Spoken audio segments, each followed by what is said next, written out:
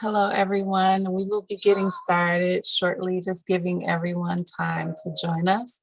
Thank you all for attending on this World Water Day.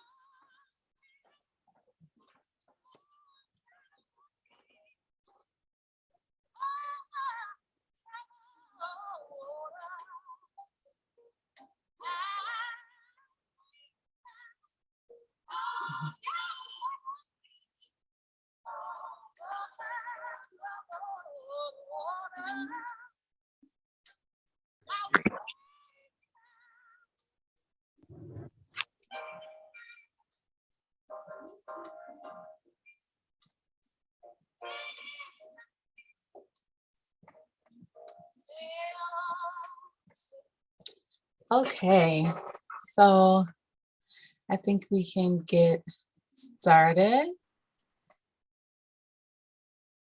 Again, welcome everyone. Thank you so much for joining us today.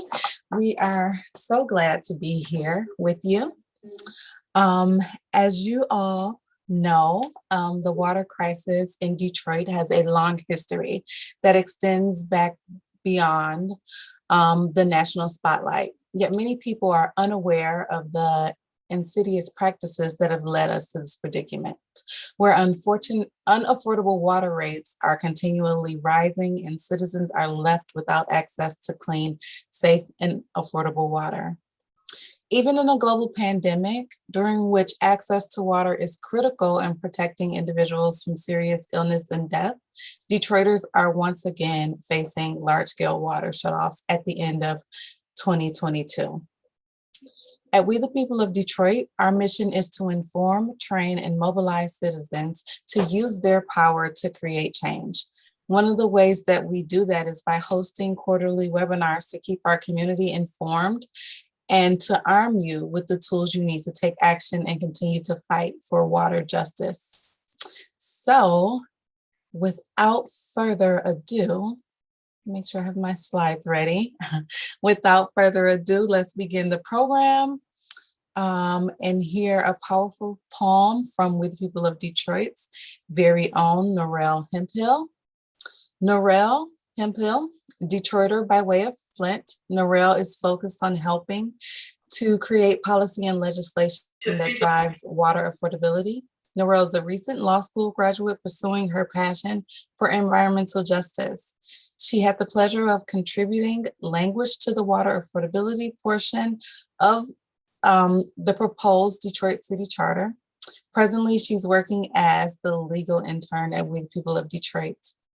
Thank you, Narelles. Thank you, Tiana. Power. Bathroom walls sweat blood with no water to be found. We work all day to literally flush it down the toilet. If it's brown, flush it down. If it's yellow, let it mellow. Look at us, even cool in our despair. Disparate realities, discouraging messages, displaced families, destructive politics. Politics.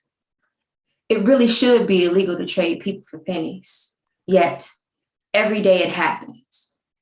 They trade water futures on the stock market. They trade water futures on the stock market? Yeah, they trade water futures on the stock market. Praying for our downfall, preying on our downfall, yet we mellow.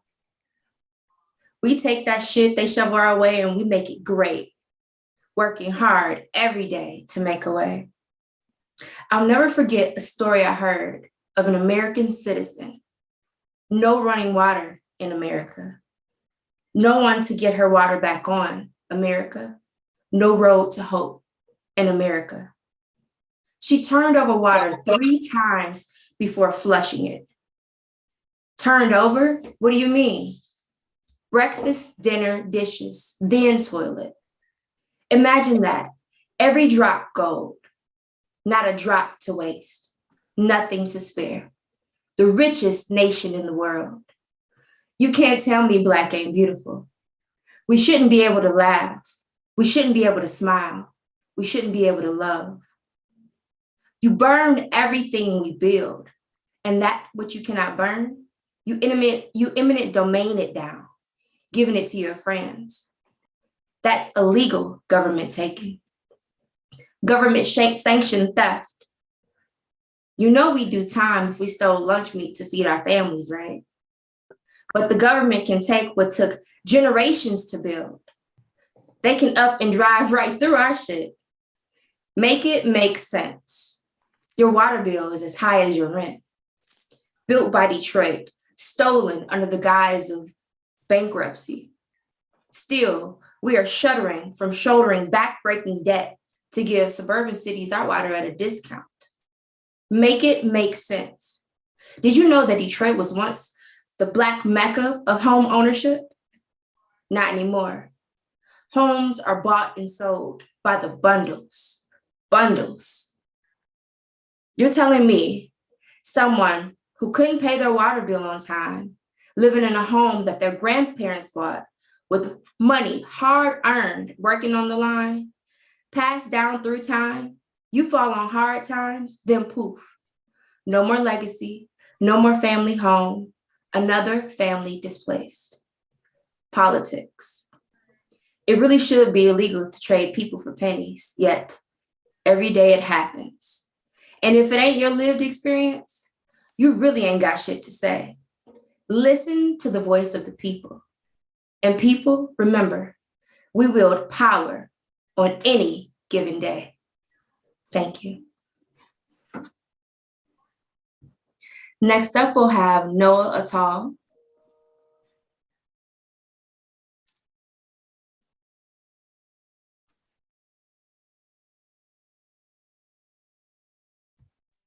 Noah is a Syrian-American U of M Earth and Environmental Science graduate who currently works as a researcher at the intersection of water sustainability, affordability, and health. He hopes to inform data-driven policies solutions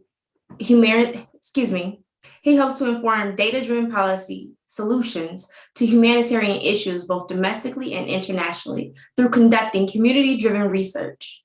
To date, Noah has helped develop a suite of socioeconomic sustainability indicators for Great Lakes management with UM Water Center and published a Michigan statewide report on water affordability. Outside of work, Noah enjoys hiking, kayaking, and working with his hands. He also appreciates history, food, and the lunar calendar. Noah Attal. Thank you so much for the great introduction. And thank you for We the People for hosting this webinar. Let me just get set up real quick. The following are findings and recommendations associated with the Water Service Affordability Assessment, a statewide Michigan assessment. It was conducted by the Michigan State University Extension, Safe Water Engineering, and the U of M Water Center, and was funded by the Mott Foundation. So when we set up the assessment, we had two main goals. We wanted to quantify the extent of water affordability across the state of Michigan at the household level.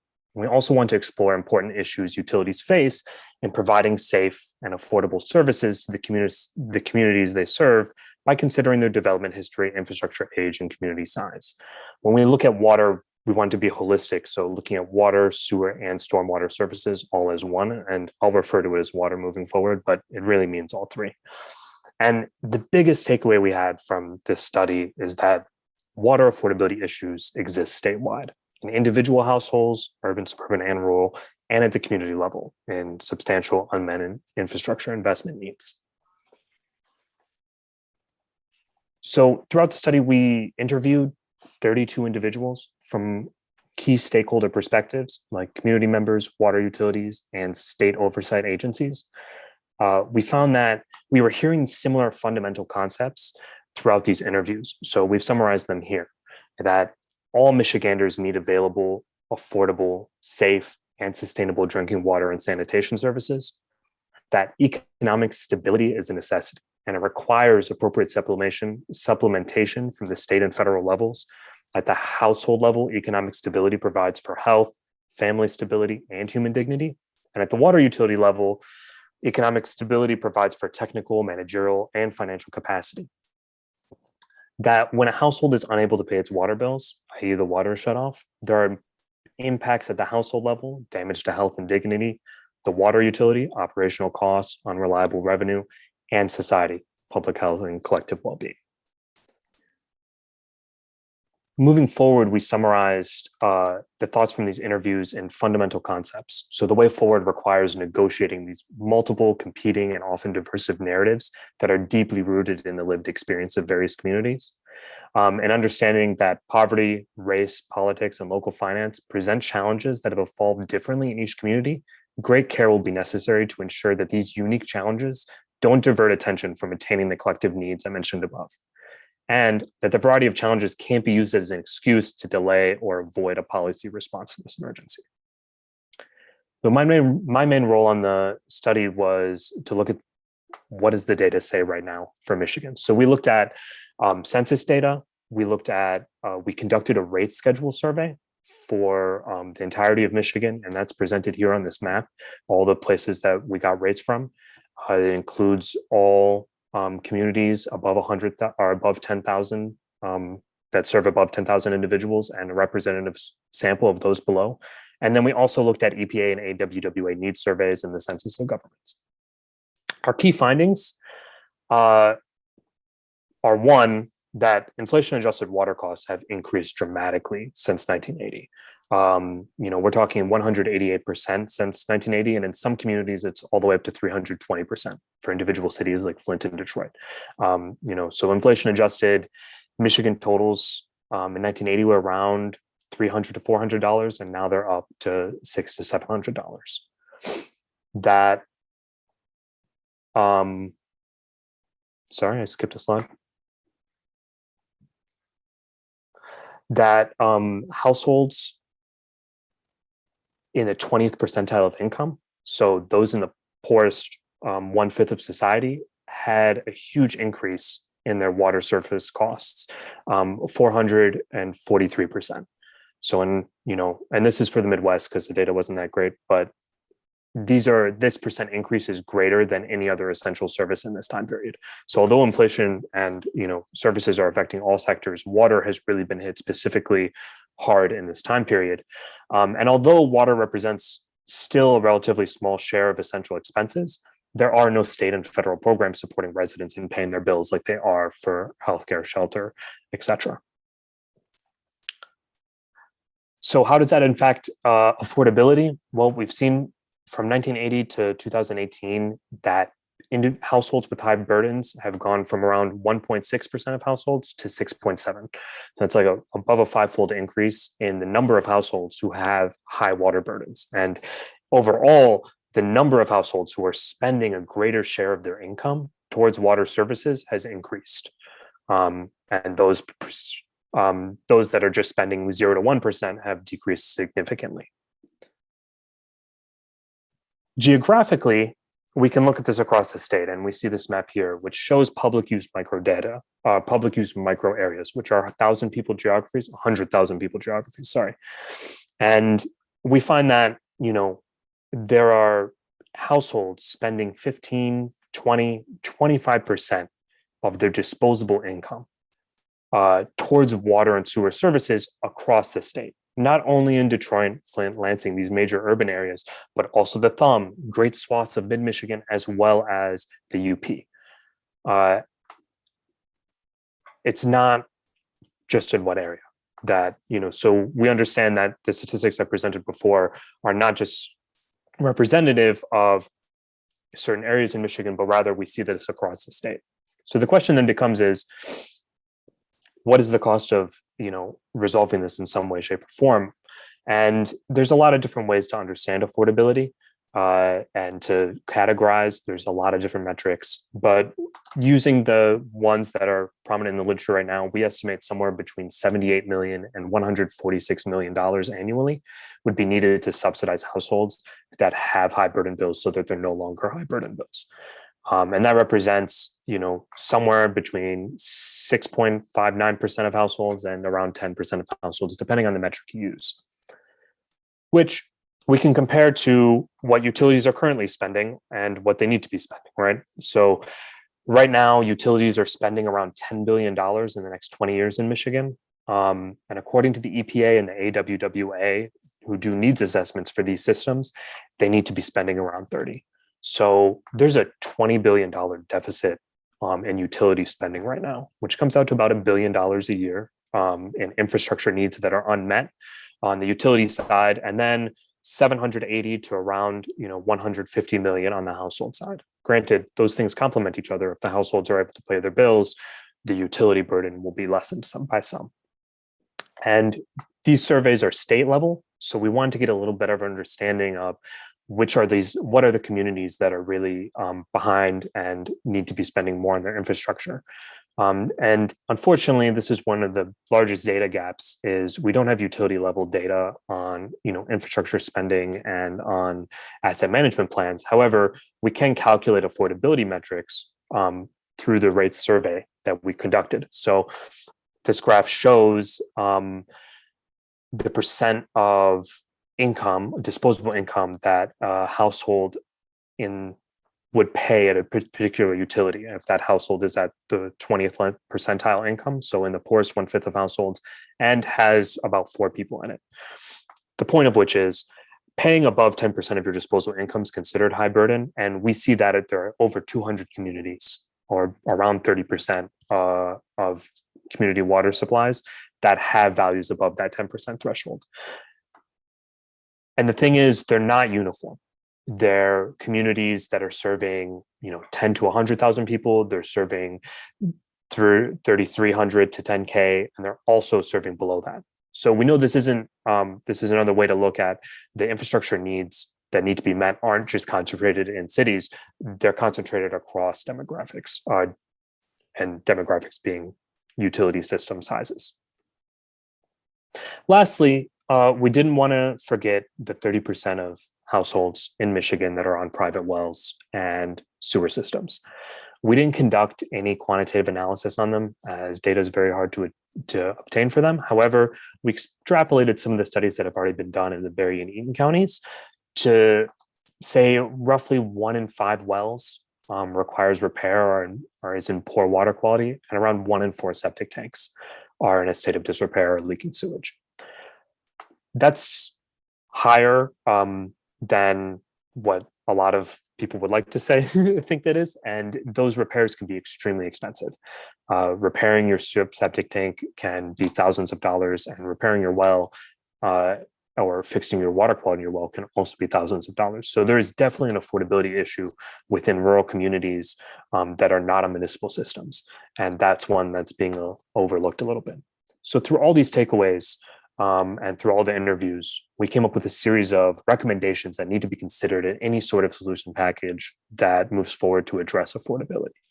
So firstly, we need to address household capacity to pay for water and sewer services, recognizing that owners and renters face unique challenges in each of the following scenarios. Capacity needs to be addressed regardless. So these are households with service arrearages, households in long-term poverty, and that can be addressed through a discounted or an income-based water rate service. Households with short-term economic challenges, and that can be addressed through emergency funds.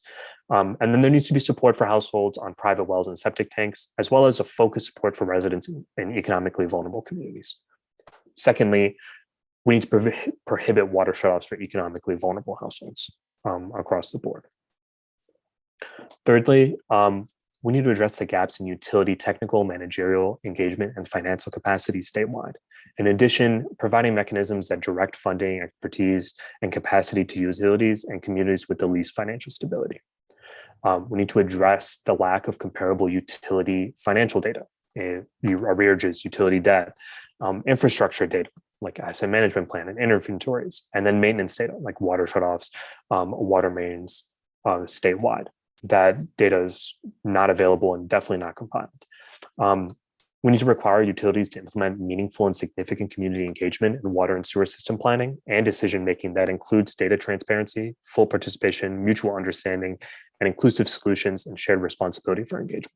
And then lastly, we need to embrace a state role in adequate authority for and resources for oversight that ensures public health protection, water quality regulation, existing and future, appropriate water rates, and provides technical, managerial, and financial support for water utilities. That's the end of my slides. This was brief, so if you want more information on the study that we did and have questions, I think both the study and the fact sheet are posted as part of this webinar, and I will pass it back to Narelle. Thank you so much. Thank you so much, Noah, for those very powerful statistics and recommendations. Next, we'll have Professor Peter Hammer. Peter J. Hammer is Professor of Law and Director of the Damon J. Keith Center for Civil Rights at Wayne Law.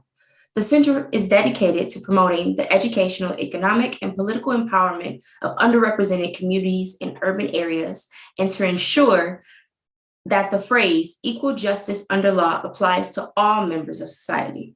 Hammer has become a leading voice on the economic and social issues impacting the city of Detroit. Professor Hammer. So thank you for having me. I'm going to try to get my screen sharing up and going. But always a pleasure to spend time with the people of Detroit, and just always appreciative of the amazing work that you're doing, but also lamenting how hard we've been fighting and how long we've been fighting, and yet the fight remains. But there's often a lot of things in life that have that characteristic. I want to think about the issue of water shutoffs and water affordability through a lens of race, rates, and infrastructure.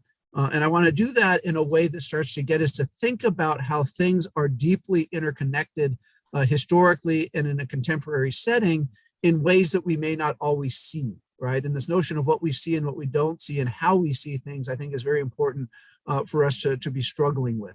The first thing again to realize is that racism is not at all an abstract idea or concept.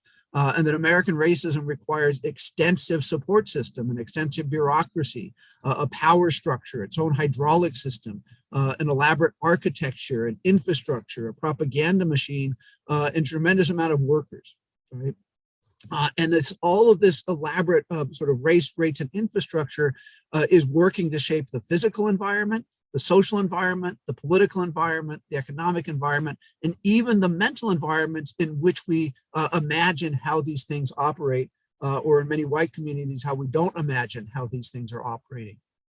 And a wonderful book by Daniel Menser, Infrastructures of Race, really says that this is a fruitful area of further inquiry. And I've recently finished a draft article where I try to do a much deeper dive into this topic than I have in the past. But if you talk about anything affecting Detroit, and I'm going to have a very Detroit focus here this evening, you've got to situate that in a context of spatial structural racism. And you got to think about how amazingly that segregation used to happen on various neighborhoods and blocks in Detroit, if you're talking about the 30s, 40s, and 50s. And one of the things about racial systems is they're able to produce themselves and reproduce themselves. And that segregated space that used to happen inside the city of Detroit has now been reproduced at a regional level where entire cities like Detroit and Pontiac and Flint and Benton Harbor are functioning as racialized space. And one way that you can get your mind around that is to be thinking about opportunity mapping, right? And many of you saying this before, I'm going to go through it fairly quickly, but opportunity is just what it sounds like, right? It's the quality of the housing, the jobs, the schools, access to public and private health care, transportation, food security, living environment. And what's wonderful is that anything that can be measured, and we can measure opportunity on these different metrics, but anything that can be measured can be mapped, right? So the thought experiment for you to now is to think about Southeast Michigan, right? Think about where there's areas of high opportunity, and in your mind's eye, paint those areas of high opportunity in dark, rich colors, right? Then think about areas where there's low opportunity, and I want you to be painting those areas of low opportunity in kind of light, pale colors. And this is a map commissioned by the Michigan Roundtable, done by the Kirwan Institute, that shows that opportunity mapping, right? And you can see my cursor. You can see this area here is an opportunity island or opportunity desert, right? And that's Pontiac, right? So from outer space, you could see Pontiac as an opportunity desert, and that lets you start to situate the map. But Pontiac is surrounded by the rest of Oakland County, which historically has been one of the richest counties in the country. So we have an opportunity desert surrounded by a sea of opportunity, right? You can come down here, you can almost see the demarcation of 8 Mile as an area of demarcating higher and lower areas of opportunity. And yet right over here, we have the Grosse Pointes, right? In Wayne County in areas of incredibly high opportunity. And I always pause at this point to remind people that this is a story about systems and not individuals, right? So this is a story about systems and not individuals. To create opportunity, you need elaborate infrastructure, political infrastructure, social infrastructure, physical infrastructure. So what this map is really showing is decades of disinvestment in those infrastructures that are necessary to create opportunity, right? That's important because the next slide is going to overlay of racial demography. So you're going to see green dots. The green dots will represent predominantly African-American populations by census tract. And when I overlay what we see here is a segregation of wealth and opportunity into racial demographics, we see a very clear segregation of race, wealth, and opportunity. And that's the working definition of spatial racism, right? And if you kind of toggle that back, it's just shocking, right?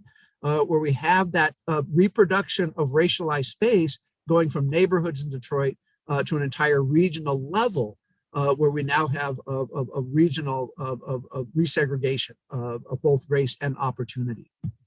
All right.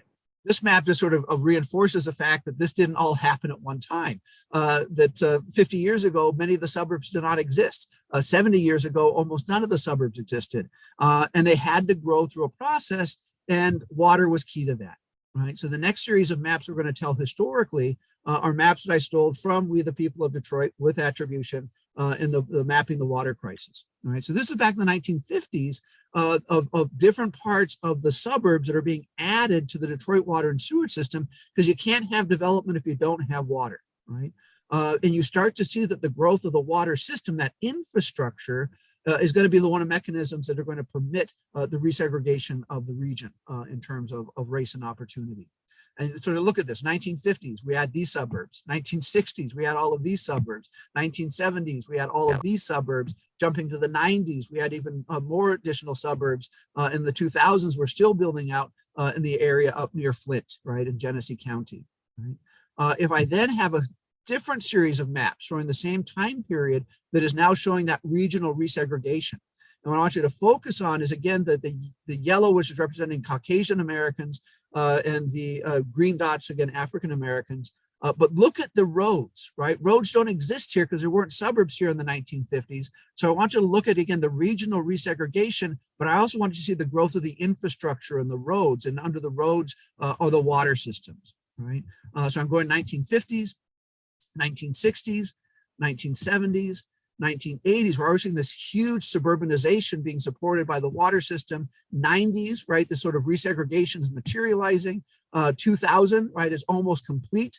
And that merges into that notion of the opportunity mapping and the spatial racism that we saw earlier, right? So I'm just going to pause on that for a minute and let that kind of sink in with people, to think about this dynamic production and reproduction of systems of racial hierarchy and racial oppression, now mediated in Detroit uniquely through the role of the water system, right? And if you look at this map, look at all those areas of high opportunity, none of those would have existed without the water system. So there's this intimate connection between wealth and opportunity, as well as racial segregation, right, and spatial racism.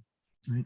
So I want to translate that briefly into a couple of contentions here as it relates to issues of the Great Lakes Water Authority, and then as it relates to issues of water affordability. And I'm going to borrow some of this from the Haas Institute's work in 2019, where they looked at the water system. We have a concept we use at the Key Center called strategic racism, right? And I think we have to start talking about the Great Lakes Water Authority as an example of strategic racism. And it works like this. Spatial structural racism creates vulnerability. Strategic racism exploits the vulnerability, right? And through the bankruptcy process, through emergency management, the region got what it had wanted for decades, which is control of this great asset, the Detroit Water and Sewer Department. Right? And I love this quote from the Haas Institute report. It says, the circumstances of the creation of the Regional Water Authority, namely that Detroit was in the midst of a municipal bankruptcy and under emergency management, gave rise to a transaction that would not have occurred under normal circumstances, and that is correspondingly blatantly inequitable. Right? And one example is they looked at sort of comparable water systems and the value of that, and what would that then be in terms of the appropriate lease payments per year. And they were suggesting that the proper lease payment should be over $200 million a year. And that's 5 times the $50 million that we're currently being paid. And ironically, of that $50 million that we're being paid, we're paying over $13 million of that to ourselves. Right? But the bottom line lesson is that the creation of the Great Lakes water system really needs to be reinterrogated. And we need to be demanding renegotiation of its terms and perhaps the termination of that deal altogether. Right?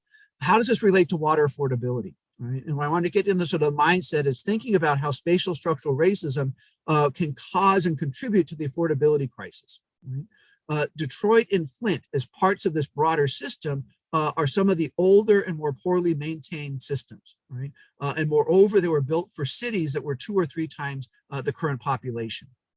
Right? And that's just simply that legacy of the white flight that was shown in the maps and that resegregation of race at a regional level.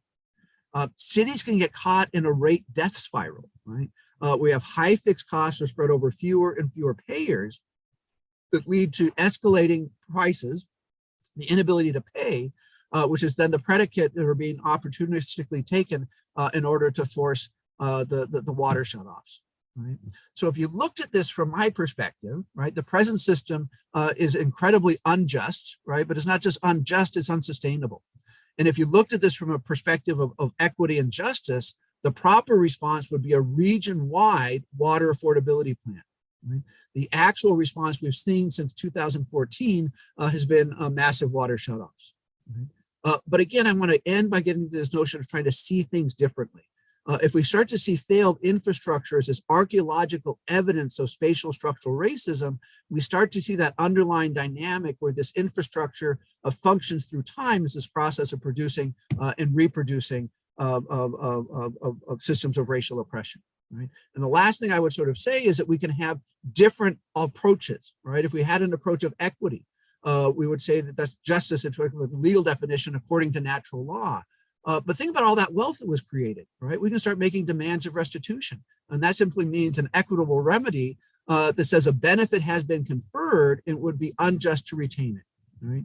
And I'm adding a new R to my 3 R's to be 4 R's now, an R of thinking about reparations, right? How we can use water affordability through the Great Lakes Water Authority as a means of repairing, right? And keeping in repair, and an act of making amends, right, for these sort of historic wrongs that we've been witnessing. So we start thinking through race, and infrastructures, we start thinking in new ways, and that's just sort of an introduction to where that kind of thinking might take us. So thank you for your patience, and I'll turn it back to Narelle. Thank you, Professor Hammer, for that very, very, very poignant discussion on spatial structural racism, and challenging us to take that thought experiment and expand upon those ideas that you presented. Next, I'll introduce our panelists. Cecily McLellan is a native Detroiter responsible for administering the Detroit Residential Water Assistance Program through the Department of Human Services at the Detroit Water and Sewage Department. She is a co-founder of We the People of Detroit and serves as the Director of Water Work, where she coordinates the water hotline and assists residents in navigating the services provided by the Detroit Water and Sewage Department. Cecily assists in providing water relief in the event of a water shutoff and continues to promote water as a human right and the implementation of a city, state, of a city statewide water affordability program. Our next panelist, Luke Wilson, is the Deputy Director of the Center for Water Security and Cooperation. In addition to his work on water access, human rights, and the improvement of water law and water security around the world, Luke served on the expert group on UNICEF's Global Wash Affordability Monitoring Project and as a part of the steering committee for UNICEF's Water Under Fire, focusing on the protection of water in conflict. Luke has been a leader in the CWSC's efforts to address water access in the United States, including the recently published American Water Access Survey and the Accessibility Trap, which reported on how the law exacerbates inequalities in water and sanitation services. Luke has a JD and LLM from the George Washington University School of Law. Our final panelist, Erin Meddy. Erin is a staff attorney at the Great Lakes Environmental Law Center here in Detroit. Erin's work focuses on protecting children in southeastern Michigan from home-based health hazards like lead paint, lead-contaminated drinking water, and water shutoffs by providing legal counseling and representation to affected families and advocating for policy that advances environmental justice. She receives her JD from Wayne State University Law School and her MS for Environment and Sustainability at the University of Michigan and her BA from Kalamazoo College. I'll now pass it over to Professor Hammer. Great. So thank you, Narelle, and I got to kind of take one hat off as being a presenter and another half of being a co-facilitator. Yes. But so we're going to moderate this panel, and Narelle is going to start with some questions for Cecily. Yes, thank you so much, Professor Hammer.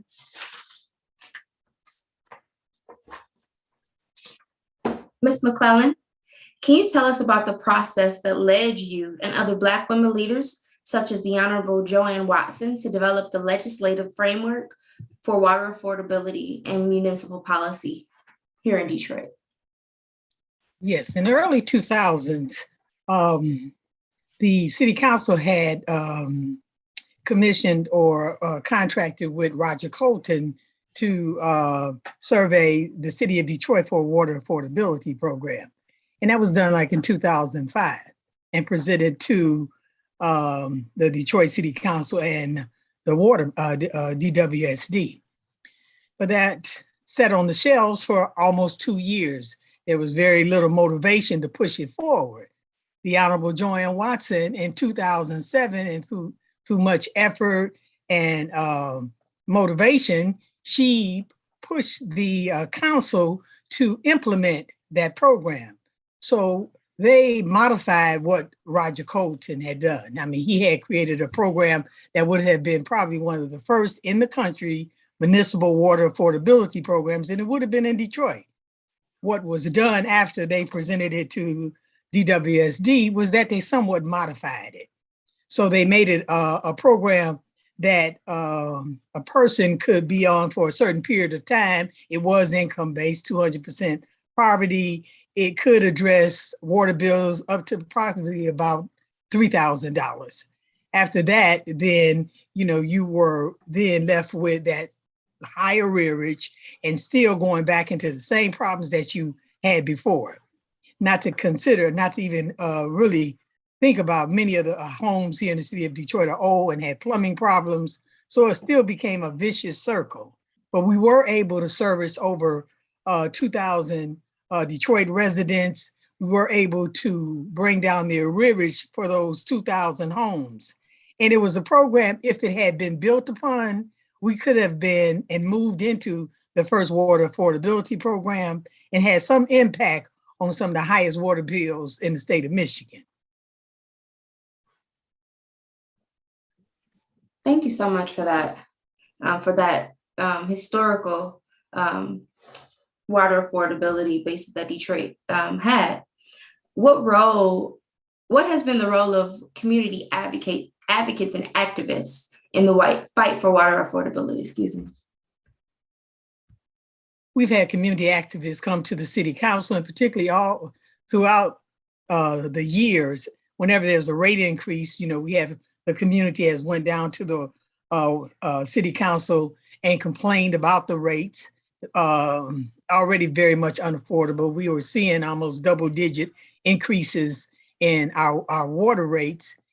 We also saw in the community, particularly during the shutoff time, and this is probably around 2012, 2013, we had folks really helping one another in the community. I mean, we did a survey of the water issues throughout a certain area, and in going through that area, it was known, the blue mark on the concrete showed that this house was didn't have legal water. And we would find that water hoses going from home to home to make sure that water was provided. We would also find that, there were often a person in the neighborhood who had access to a water key. And that water key then would be the deputizer to go around and make sure that everyone had water. We had contractors that were shutting off water. And at one point, we had citizens stand up at the yard where these contractors' trucks would leave from and literally lay down and let those trucks leave the yards to go out into the community to cut off water. So there were many activities that took place, particularly during the height of the water shutoff.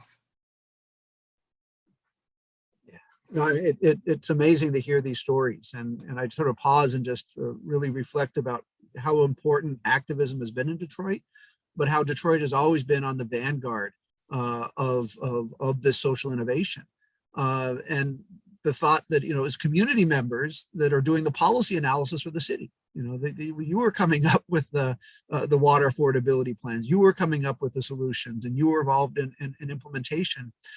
As you reflect upon that, can you kind of just think about, what were the obstacles that you were facing? I mean, so why couldn't these good ideas that were actually going to be creating more equity, right, and more revenue, why was there such pushback, and who was pushing back? I think it started internally and externally. One issue was that, as it's often said here in the city of Detroit, when we had the white flight, folks ran out of the city and forgot about the water. And then they realized that we all need this water and we had to build upon this water. And so we get a lot of pressure from the outside. Whenever water rates were changed, we had the media come in, and the media would do articles on Detroit is not paying their bills. The reason that we're in this state is because of the lack of collectibles. So one of the issues is the opposition and the fierce opposition that we were getting from the suburbs. Additionally, internally, we had folks that worked, I believe, to the benefit of the suburbs in trying to satisfy and make sure that Detroiters, had the brunt of the increase. And, we have to recognize Detroit is paying a retail rate, and the suburbs are paying a wholesale rate. So some of our policies, the advocacy needs to start internally to change some of those policies. And, we haven't had the will internally to do so. Yeah, no, I appreciate that first response in particular. And some of the people watching the seminar might track down Dana Kornberg's article, where she goes back and looks at what she calls territorial stigma, but really sees how the water system became one of the flashpoints for regional racialization, and that kind of racialized narrative of blame for high water rates, which was really due to poor engineering and poor management decisions for overbuilding a city. But that then became the pretext. So, but I never made the connection that you are, that was one of the things that was preventing water affordability 20 years ago. So that's a wonderful insight. I think we're going to move to Luke and bring Luke into the conversation as well. Luke, can you tell us a little bit about, we've seen water affordability implemented in cities like Philadelphia and Baltimore, using the framework established by community advocates that Cecily McLellan was talking about in Detroit, as well as Detroit City Council members. Yet we have no water affordability policy in Detroit. You have any insights as to why? Well, I have some thoughts, and I think a lot of these are actually also discussed in the Blue Water Commission's report, where you have the Headley Amendment and Bolt versus Lansing, which seemed to people couldn't really agree, and the Blue Ribbon report really addressed this as well. People couldn't agree whether or not that served as a limit, a legal limit on being able to create some of these affordability programs that would be funded through an additional fee or charge or addition to the rates that are being charged to customers. So I think that kind of legal uncertainty really kept it from being possible. Just because I think utilities often are hesitant to sort of start programs that might be invalid. You don't want to start providing assistance that you might have to take away at a later date. So I think that's part of it. I think also Philadelphia and Baltimore are a little bit different. They're more contained in terms of their service area. They don't necessarily provide. I don't think Philadelphia, I'm not as familiar actually with Philadelphia, even though I lived there at one point, but I don't think they have as much of a selling water outside of their service area. Baltimore does sell and does operate water in Baltimore County, but it's really administered by the county, and the relationship between the city and the county is actually a little bit more competitive, which I think actually helps to keep things a little bit more in line. And it's also in some ways governed by, in Baltimore, in that relationship, by the Public Utility Commission, which keeps an eye on that, and by the legislature. But I would also say, even in Baltimore, the water affordability program was created by the legislature, by the city council, but really in spite of the utility. The utility not only fought it tooth and nail, failed, and chose deliberately to try to obstruct the efforts of advocates to try and create the programs, didn't give them access to information, slow walked any requests for information and data. It was really almost, the city council really almost did it to spite the utility and their leadership at the time, because of how recalcitrant they'd been in that area. So the council really was operating, and I think it leads to some, it doesn't necessarily make it the best program when you start off that way, but I think it led, first of all, to the resignation of the head of the Department of Public Works in Baltimore City after that started, and also he also tried to create a program that might be able to keep the city council program from coming into power or into effect. So I think that's part of it. You really need to have a strong relationship between the utility, because the utility is going to make it difficult if they're not on side. And that can be really difficult. So I think, in some places like Philadelphia and Baltimore was really in spite of the utility. Philadelphia, I think there was much more of an effort to collaborate and to create it from inside the utility. So that might also be a part of it, that might have led to this discrepancy.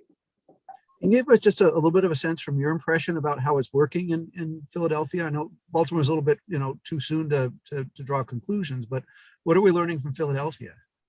It's a good question. I mean, I'll be honest, my understanding of how things have been affected by the pandemic is a little bit, I just don't have those numbers and that information. I know that there were concerns that people weren't signing up, that they weren't really getting the buy-in from people, and that people, once they were starting to engage the program, weren't really weren't continuing with it. So a lot of the programs which were trying to get people into the roles, getting them paying something, sort of becoming a part of the ratepayer base again, really weren't necessarily leading to the longevity of the efforts. They weren't really. It was sort of a short-term gain as opposed to a long-term gain. And I don't know how the pandemic has affected that, or even the HHS program, the LIHWAP program might also have helped. Might help to sort of address some of that, but yes, that's my understanding, at least before the pandemic. Great. And what legal remedies are available to support water affordability more generally? And are they adequate to meet the needs of communities like Detroit? And what other options might you think that cities should be considering?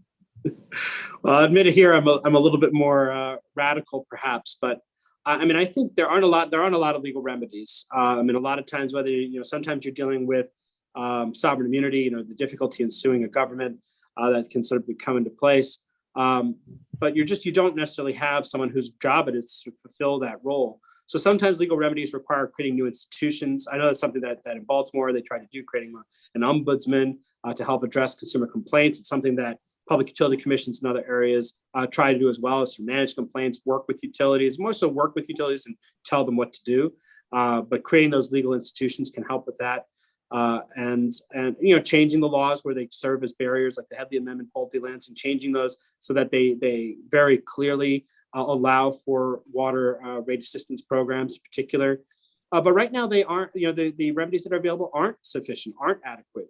They're oftentimes either they're either times very, very difficult to obtain, and I'll talk about those in a second, or they require, significant legislative action. You need to change something either in Michigan, it's more about the Constitution and constitutional law, it seems, but even changing local legislation to create these things. And in Baltimore, it took time. It took a lot of time to get there even through the city council. And there were concerns about what impact it would have on the city's finances, because as the charter requires the utility to be solvent. That's a requirement. It can't be in debt.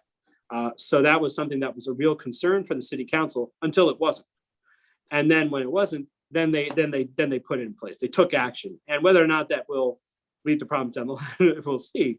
So you have sort of those kind of things, changing local legislation, putting in place moratoriums, or putting in place LERA programs. The local power, local governing bodies have power to take these actions, to govern their utilities, to govern the people who are providing these services to their people, and they can use it, and they should use it. Otherwise, what you have is sort of what you're seeing now, which is more civil rights-based litigation, really using constitutional arguments for denial of equal protection of the laws because people are being treated differently because of their race. Their water is being shut off first because they're a minority, because they live in a certain part of town that is just where the utility happens to be focusing. So these are things where you see some of these in Cleveland and in Detroit as well. To a certain extent, some of these arguments coming up in constitutional claims, which I think have legs. But until, one of the barriers is that there is no human right to water in the US. And it's something we should change. There's no constitutional right to water in the US. And it's something we should change. We're looking down cases at the federal level that seem to be backing off even federal involvement in some of these areas, like the Sackett case in West Virginia versus EPA. So we have, while we have these advancements in civil rights and pushing equal protection into the water space, we're also facing the opposite.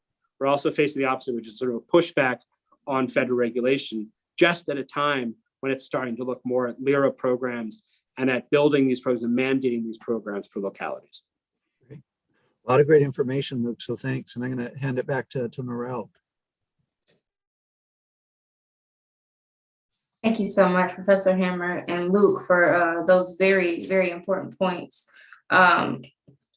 Talking about changing local legislation, the idea that Luke presented. Erin, can you tell me what Proposal P is, please? Sure, yeah. So Proposal P was a ballot measure voted on and ultimately rejected by Detroiters in last year's primary election that would have revised the Detroit City Charter. So a charter is basically the blueprint or constitution for how a municipality operates, and it defines the organization, powers, and procedures of Detroit's government. So the Proposal P initiative was crafted over 3 years by an elected 9-member Detroit Charter Revision Commission with support from a coalition of a variety of environmental and human rights groups in the city. And supporters of the ballot questions sought to revise the charter in ways that would push towards a more just and equitable Detroit. And that would include things like equitable access to broadband and, of course, water affordability, addressing property tax overassessments, and disparities in healthcare. So the key component that we, the people of Detroit, was working on was an amendment to ensure water affordability in Detroit. And that amendment was really intended to achieve this goal of providing a more sustainable long-term solution to water unaffordability in Detroit. And as Luke was saying, give some substance to that, to having a right to water, at least at a local level. And we sought to do this by establishing principles to guide decision-making for DWSD that was grounded in racial and economic equity and public health, and establishing a water affordability framework, a rate-based framework. And so some of the specific recommendations that we made in that proposed amendment included establishing a health and all policies provision, and that would require the city to consider health equity in its decision-making, including policy development and implementation.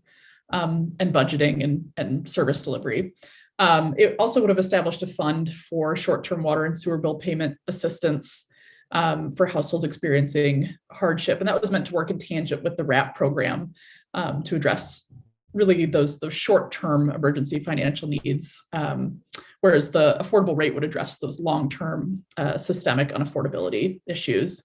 It also would have created a community advisory board to advise the city and Board of Water Commissioners in the development of these equitable and affordable water rates and sewer rates, as well as policies that would address the really unique challenges that are associated with low-income households and their lack of access to affordable water. And as I mentioned, kind of the key component of the proposed amendment was establishing that all Detroiters have a legal right to safe and affordable water and sewer services regardless of income.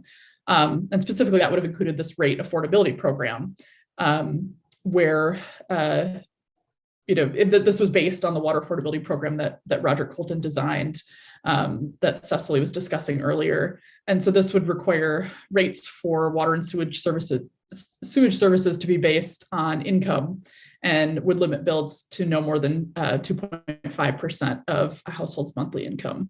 And that came from the EPA's definition of affordability. And it would also disallow the use of water shutoffs and the enforcement of property tax liens that results from outstanding water and sewer bills. So that was kind of the key components that we thought were really important for providing a long-term solution for water unaffordability in Detroit. And we thought the Detroit Charter would be a good vehicle for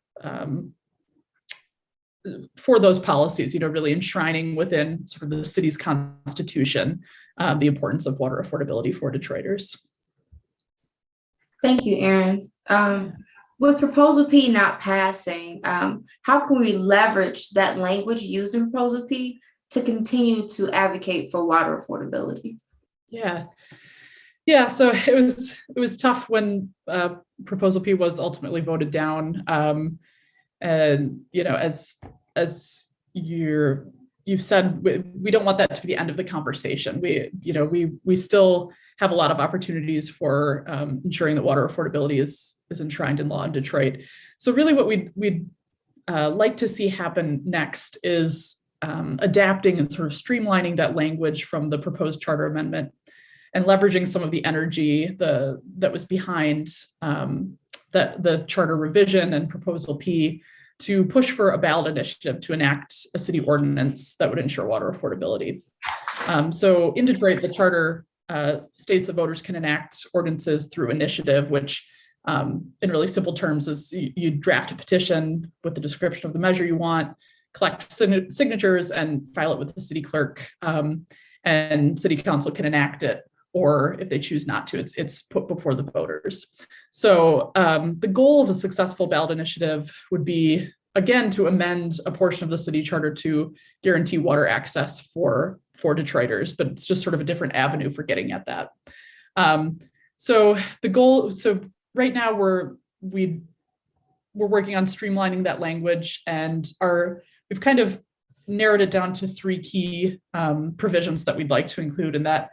And these were, drawn from the earlier language of Prop P. So that includes establishing those equitable rates and prohibiting termination for non-payment of residential water sewage services, and confirming that power and authority to set water and sewage rates and related fees resides with City Council. This, as I said, this doesn't have to be the end of Proposal P isn't the end of water affordability in Detroit. And we think that process really raised a lot of awareness about the problem of water unaffordability in the city and in the region. And we think that by focusing on this one component of Proposal P and having a distinct ballot initiative focused on water affordability, we might have more success in pushing this initiative forward. Thank you, Erin. Yeah. I know we've used this term unaffordable water and water affordability a couple times, and I'll open this up to all panelists. Can you give us an idea of how much percentage to household income Detroiters are paying on average for their water bills?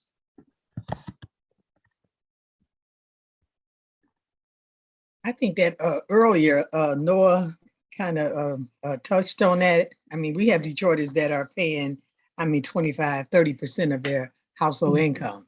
And as you can see, what Aaron just mentioned, EPA is recommending, 2.5. So, if you're spending 25% of your income on water, then you have to consider how can you survive at that rate? Knowing that you got to pay rent and you have to pay for other utilities, it becomes unmanageable. Thank you. We have a couple of questions for the chat and from the chat. And just to remind everybody, you can insert your questions in the Q&A portion. These questions are for all panelists. I'll start with this one, it's a little bit short.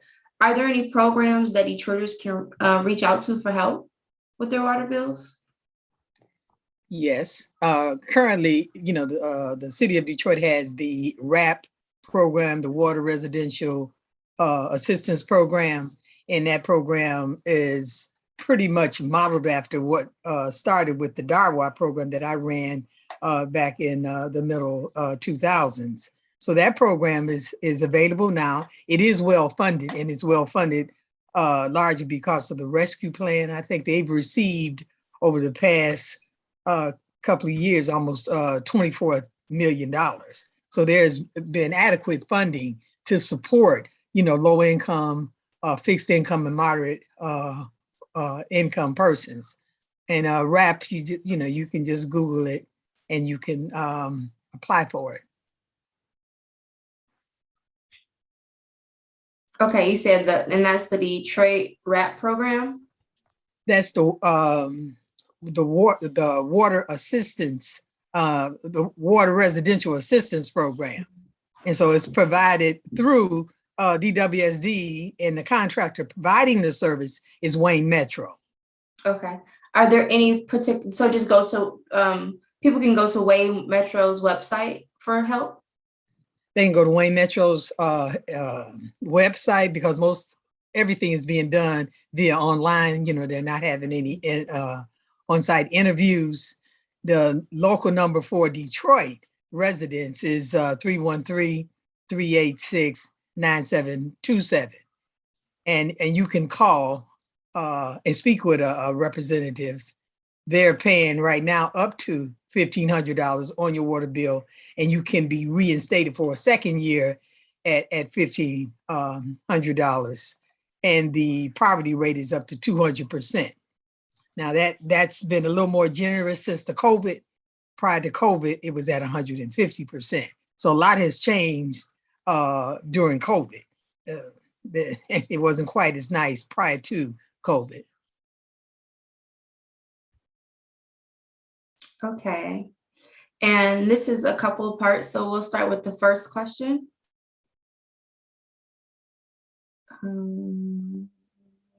Actually start here.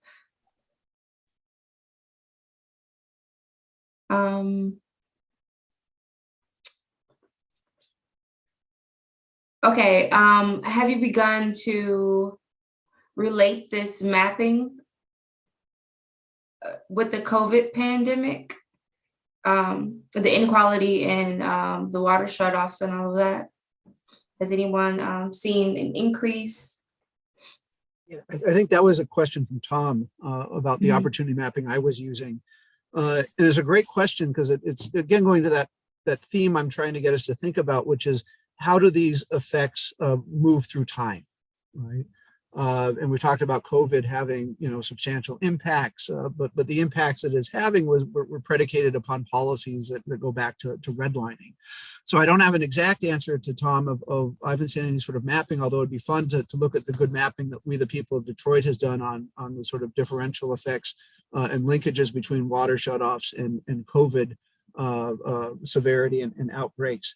But there was a really good study done in 2020 during the pandemic that looked back to redlining policies and was showing on the redlining maps throughout the country how you could link the redlining and segregation to then health vulnerability, which were the comorbidities for COVID, to the COVID rates, right? And I would imagine if you did the same sort of notion of mapping the opportunity with the redlining, you're going to find a whole lot of overlay. And the take-home point from that, in my opinion, really is that these policies that create inequality have multiple generations of effects, right? And yet the white American mind can't even imagine that, right? They sort of look at this narrow window of individual blame, right, and punishment, without putting that sort of historical context to say, if you look at that opportunity mapping and you have these sort of notion of spatial racism in your mind, the notions of reparations, much stronger than water affordability, start to come to mind to say, let's get an even playing field historically in this country. And we really need to start thinking about the regional footprint for equality, because all we're talking about now is the narrow footprint of Detroit. And Detroit is arguably the most unsustainable part of the water system just because of its age and its lack of maintenance. We got to broaden this discussion out for regional water affordability, regional equity through the entire footprint of the Detroit water system. And if we did that, we would then see a reversal of that causation. We'll see better health outcomes, right? Instead of worse health outcomes that are now correlated with issues of space and race.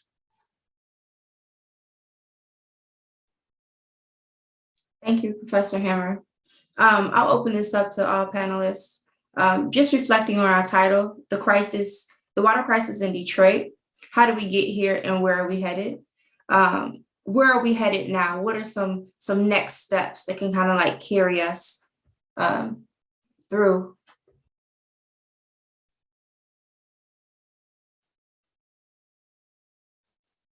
I really like what Peter Hammer talked about in terms of renegotiating the GLEWA contract. I mean, just looking at the inequity in that contract, Detroit was getting paid a fair share for what the service that it has built and the service that they're utilizing. There are a lot of resources that could be extended to support all persons that are part of the system, regardless of their income level. 200,000, we're getting 50,000, as you indicated. Detroit is paying 13 million of that. It would make a lot of difference if Detroit had a lot more discretion also on how they could use the funds that they get from their customers as well.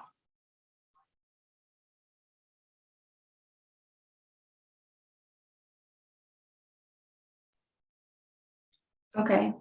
And Erin, I know you mentioned the ballot initiative.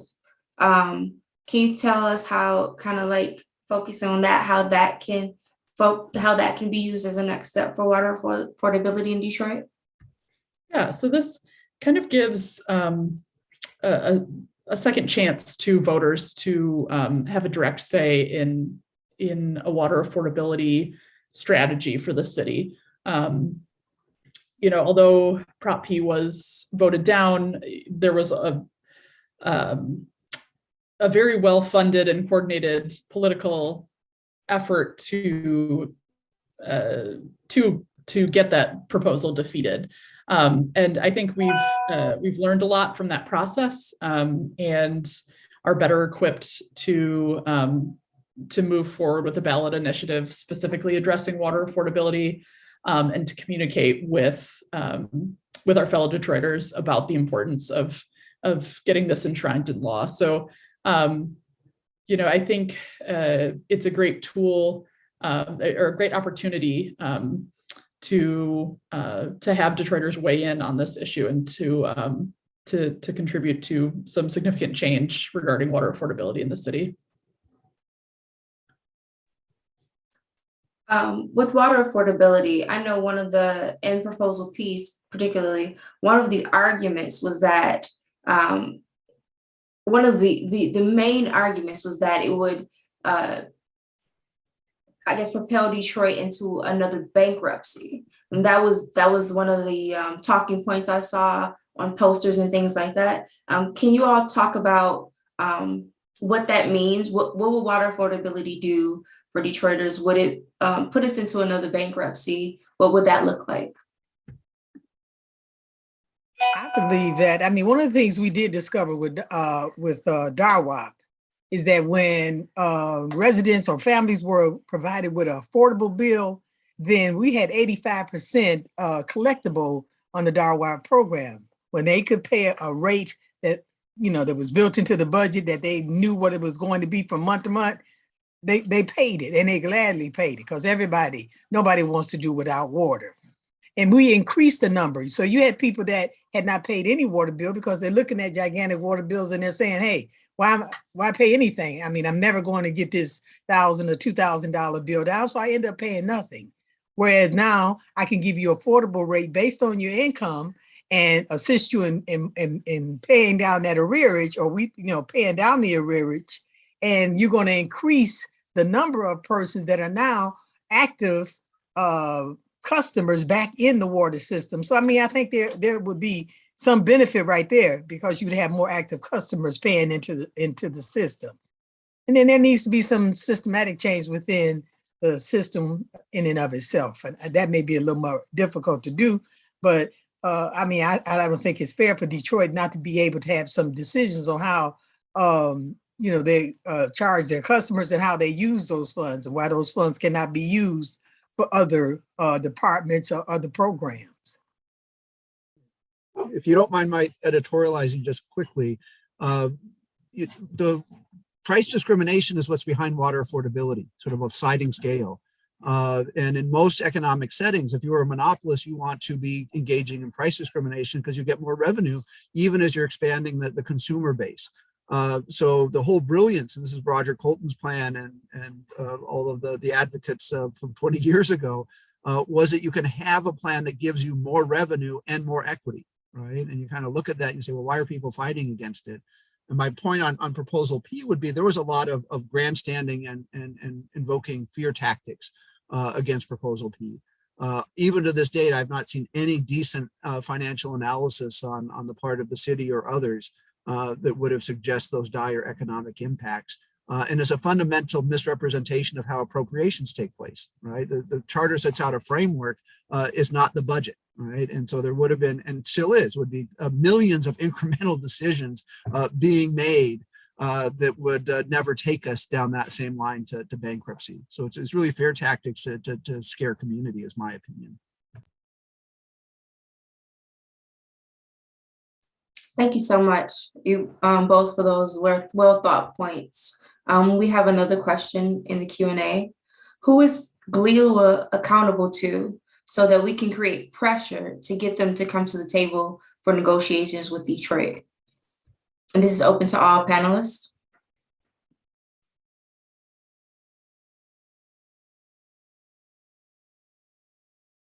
Well, it's my understanding now that we have, GLEWA has a board, and Detroit is not the majority representation on the GLEWA board. And so now you have a suburban body that has more control over a water system that's owned by the city of Detroit. So the membership is disproportionately is more suburban. If you want to kind of think about authorities and think about how many we now have, the Great Lakes Water Authority, the Land Bank Authority, the Lighting Authority, things that used to line up under the city as departments, right? And I always ask my students, do you know who to complain to, right? If you know who to complain to, you have a road to accountability. You could complain to council or the mayor if those city departments were not functioning well.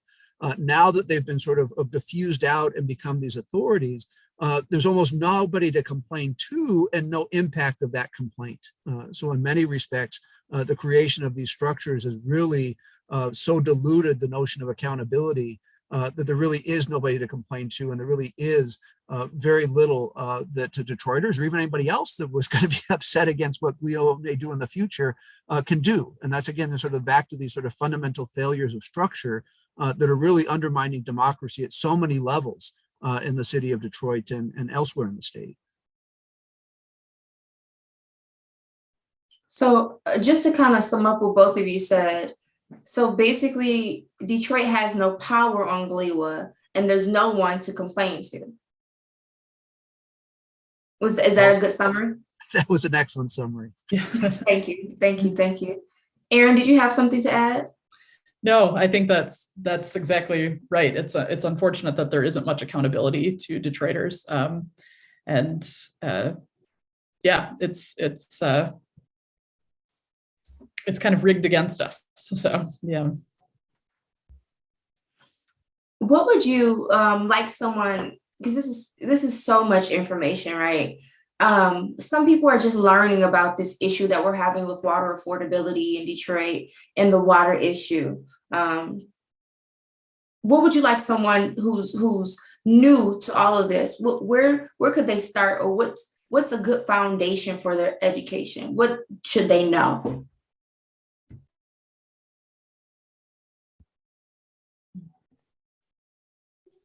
Well, I would recommend that they go to the We the People webpage and start there to begin to get an introduction to the history of the water issue here in the city of Detroit and water affordability. And while they're there, take the pledge to support the efforts toward water affordability. I think mapping the water crisis that the We the People Research Collaborative put out is one of the best summaries of the history in context, and that's where I stole all those maps from. Thank you both. Do you look at neighboring Flint and think that the water crisis was handled appropriately? Oh, absolutely not. Okay, no, okay. That's why it's a crisis by nature, because it was handled inappropriately. I don't think at this point that they have been truly compensated, and it has not been remedied. It's good to see that Snyder's in court today, but the injustice that was done to Flint and to other cities has not been remedied, and it still should be on the forefront of our minds. Yeah, I wrote a lengthy analysis for the Michigan Civil Rights Commission, looking at Flint through the same lens of sort of spatial, structural, and strategic racism. It's a tragedy that is grounded in the same forces that are causing water unaffordability here in Detroit, but taken twists and turns that took it to an even more tragic and deadly level at some points. What would need to be done in the courts or at the state level to prevent the type of mishandling that happened in Flint and I guess is to be seen in Benton Harbor? I think one key change, would need to be to the lead and copper rule here in Michigan and at the federal level. We, in the wake of the Flint water crisis, we did revise the lead and copper rule to be more stringent to kind of address some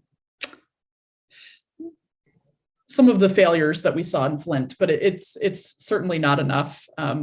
There's not really any provisions for responding to a crisis within these regulations. So I think there's both this our regulatory system doesn't focus on lead as a so the regulatory mechanism sort of focuses on technological responses to lead in drinking water rather than focusing on lead as a health hazard. So that's, so I think there are definitely some changes that could be made within that regulatory framework. Yeah. If you were to rewrite the lead and copper rule, what would you do with it? What would it say to make it workable for people and not for profit? Aaron? Well, as I mentioned, I think we need to provide more guidance to regulators for how to respond in an emergency. So when there is something like a lead action level exceedance, the lead and copper rule requires what it requires in the wake of that can often take a long time to take effect. So like it focuses on corrosion control treatment and testing and that sort of thing, but there's no real guidance for providing an alternative source of water or anything, any sort of immediate solution. So I think that change would be necessary, as well as a lot of other contaminants. This is kind of getting a bit technical, but a lot of other water contaminants are regulated using a maximum contaminant level rather than a technological response. So kind of shifting towards focusing on those changes would be important. So Erin, just to quickly summarize what you said, so basically they set a quantifiable number of how much they can poison us instead of something that may not affect us at all. Yeah, so we know that there's no safe level of lead in drinking water, but our regulations allow for a certain amount because it takes into consideration cost and feasibility for reducing lead. So it's definitely an imperfect regulation, and I don't think it centers human health the way that it should. Perfect. Thank you so much for all of your just thoughtful, insightful, educational comments and all that you've given to this conversation today. I'm going to turn it over to our We the People of Detroit's Director of Communications, Tiana Starks, to close us out. I echo exactly what Narelle said. Thank you to our panelists. That was an amazing and informative discussion. So thank you guys so much for participating. Also, thank you to everyone who has joined us today to view this webinar. We hope that you have taken away some insights that you may have not had or known before. And also we want to leave you with some actions that you can take now. So please head over to the We the People of Detroit website and sign the Water Affordability Pledge. There we have our 10-point water affordability plan that we hope that you will stand with. Some other actions that you can take is reach out to your city council. They work for you. You can write them and or call them. Their address and phone numbers on the screen, and get published. If there's anyone who feels so strongly and wants to write an opinion piece and be featured in media, we would be happy to help you get your point of view out and reach out to various publications. Also, here is a slide with resources that we have accumulated, and I will also post these in the chat. It is an accumulation of links that have been posted previously, but in one setting. So feel free to copy and paste those all for your reference. And with that said, again, thank you everyone for attending. And I would like to hand it over to Ms. Cecily, who is our esteemed We the People of Detroit founder, for our closing remarks. Thank you, Tiana. We the People of Detroit believe that water is a human right, and that all citizens should have access to clean, safe and affordable water. And that doesn't mean that it's free. It means that all people have a right to water. Water is a life-sustaining element, and we all need to make sure that low-income, fixed-income persons are not excluded from having the dignity of water. At the rate that water is increasing, just based on the study that was addressed earlier in our discussion, that was done by the University of Michigan from 1980 to 2018, Michigan has had a 100% increase in water, and the city of Detroit has a 285% increase. And Flint, respectively, has a 320% increase. Those rates are unsustainable. Well, Detroiters are paying 25, in some cases 30% of their income. It is becoming impossible for a person with the income, a moderate or low income, to live independently and live alone or live as a family. It is almost with water rates, you're pushing people back to have to live multiple families in a home. We have had many residents that, because of COVID, have been able to maintain water. You know, it is so unfortunate that it took a pandemic to put a moratorium on water shutoffs. But we're very fearful of when the moratorium is lifted, that many of the same people that we service through We the People will be in the same and even worse predicament, because many of them have a much higher arrearage. So water affordability is even a greater reality for Detroiters as today than it was 2 years ago. We need to have a program that can be sufficient and pay for itself.